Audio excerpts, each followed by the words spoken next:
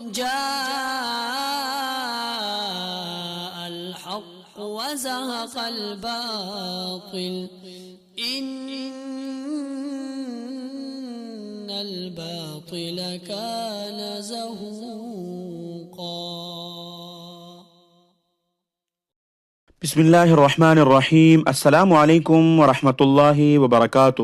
محترم سامعین، شیخ الاسلام حضرت مولانا مفتی تقی عثمانی صاحب دامت برکاتہم العالیہ کل استنبول پہنچ گئے اور آپ لوگوں کے ساتھ شیئر کرتے ہیں کہ چونکہ وہاں پر ایک حدیث کے مجلس کا انعقاد ہوا ہے اور اس کی تفسیر آپ لوگوں کے ساتھ شیئر کرتے ہیں، اور جس علماء نے اس میں شرکت کی اس کو بھی آپ لوگوں کے ساتھ اسکرین پر شیئر کرتے ہیں کہ پاکستان سے تقریباً 3 علماء نے اس میں شرکت کی، لبنان سے بھی علماء نے شرکت کی، اور سوریا سے، مصر سے، اسی طرح عراق سے بھی بہت سے علماء نے شرکت کی اس مجلس میں، یمن سے. محترم سامعین، وہ لسٹ آپ لوگوں کے ساتھ اسکرین پر شیئر کرتے ہیں. دراصل یہ چونکہ دورہ شیخ افندی، انہوں نے صحیح مسلم کا حدیث کا ایک دورہ مقرر کیا تھا جس کا دورانیہ تقریباً 26 جولائی 2024 جمعے کے دن سے شروع ہوا تھا، اور اس کے 2 مجلس ہوا کرتے تھے روزانہ.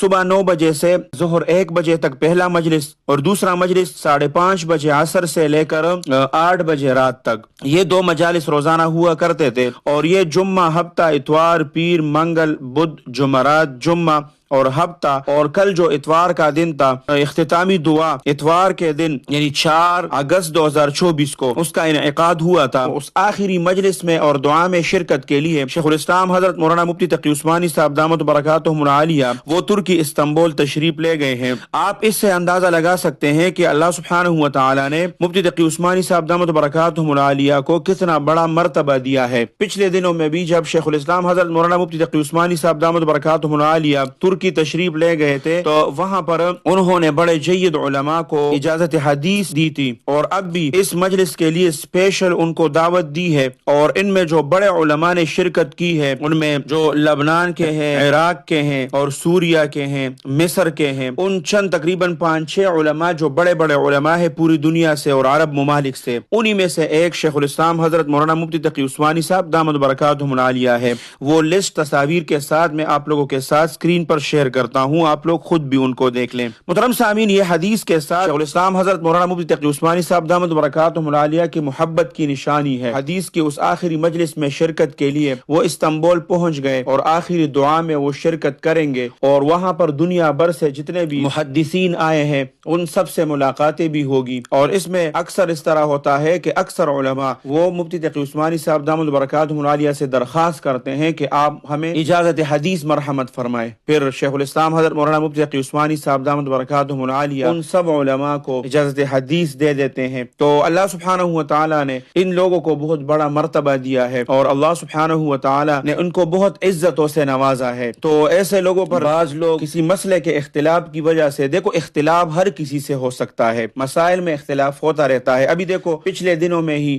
اسلامی بینکنگ کے بارے میں مفتی تقی عثمانی صاحب سے سوال پوچھا گیا تھا، تو اس کے بارے میں لوگوں نے بہت زیادہ ویڈیوز بنائے. بہت سے لوگوں نے تو مفتی تقی عثمانی صاحب دامت برکاتہم العالیہ کو سودخور کہا کہ یہ سودخور مفتی ہے اور یہ سود کھاتا ہے اور سود کو جائز قرار دیتا ہے. تو اتنے بڑے لوگ جس کی حدیث پر نظر ہو، جس کا فقہ پر نظر ہو، جس کا قرآن پر عبور ان کو حاصل ہو، اس کے قرآن کی خدمات موجود ہو، حدیث کی خدمات موجود ہو، اور فقہ کی خدمات موجود ہو، وہ کیسے ایسی چیز کو جو اللہ سبحانہ و تعالیٰ کی طرف سے صراحتاً وہ حرام ہے، تو اس کو کیسے کوئی ایک مفتی جائز قرار دے سکتا ہے. لیکن میں نے پچھلے ویڈیو میں بھی آپ لوگوں کو بتایا تھا، بے جا تنقید سے آپ لوگ گریز کریں، پہلے اس کے بارے میں معلومات حاصل کریں اور مطالعہ کریں خوب. جب آپ کو مفتی تقی عثمانی صاحب دامت برکاتہم العالیہ کے دلائل کمزور لگے تو پھر آپ بے شک اس میں انویسٹ نہ کریں، اور اسے بینکوں کے ساتھ آپ کاروبار نہ کریں، اس میں پیسے نہ رکھیں. دوسرے بینکوں کی طرح جس طرح آپ اس کے ساتھ معاملات کرتے ہیں تو اس کے ساتھ بھی کریں. اور اگر آپ کو مفتی تقی عثمانی صاحب کے دلائل مضبوط لگے تو پھر آپ ان کے ساتھ اپنا کاروبار جاری رکھیں اور ان کے ساتھ اپنا کاروبار کریں. جس مسلک سے بھی کسی عالم کا تعلق ہو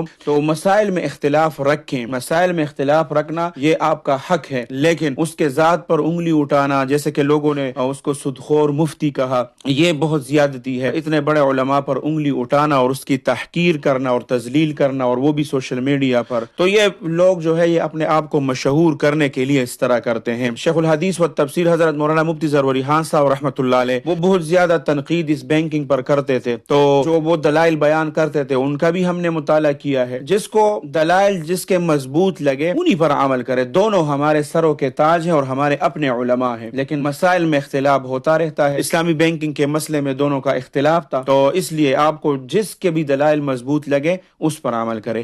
اللہ سبحانہ و تعالی مفتی تقی عثمانی صاحب دامت برکاتہم العالیہ کا سایہ ہمارے سروں پر تادیر قائم اور دائم رکھے.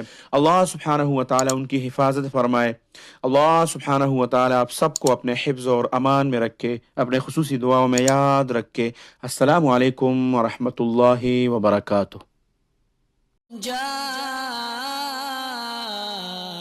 الحق وزهق الباطل إن الباطل كان زهوقا.